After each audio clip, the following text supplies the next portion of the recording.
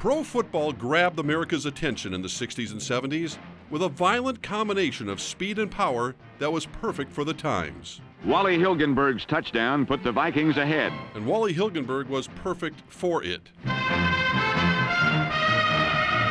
A swashbuckling linebacker from Iowa, he punished offenses for 16 years, 12 with the Vikings, including 4 Super Bowls. Wally played like his life depended on it. Unfortunately, though, we now know it really did. Wally did die from football, from his concussions.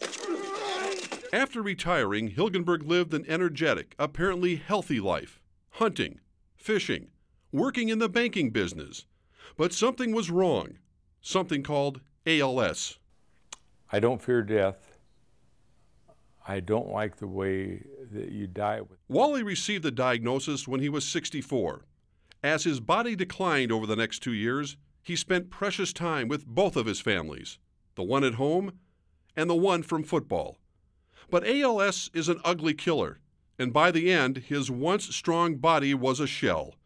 Wally was paralyzed and could only blink his eyes. Fellow linebackers Roy Winston and Lonnie Warwick said their goodbyes, and the family posed for a final portrait. We wheeled Wally out in his power wheelchair, and he blinked with his eyes that he didn't want to be in the power wheelchair, that he wanted to sit in a chair. The proud athlete got his wish, posing in a chair after his son lifted him up and put him there. It's quite a picture of a loving family. But 2 weeks later, Wally was gone, and now we know why. What we've really identified is a traumatic cause for ALS. Doctors at Boston University discovered a new link between traumatic head injuries and ALS, and they did it by studying Wally's brain. They found toxic proteins caused by head injuries in the spinal columns of 3 professional athletes, who all died of the disease. It's a major medical breakthrough, and the answer to Mary Hilgenberg's questions. And therefore, football is where Wally sustained the great preponderance of his head trauma. So yes, I would say that Wally Hilgenberg most probably did die of brain trauma sustained in football. Doctors also suspected the link, but this is the first scientific proof.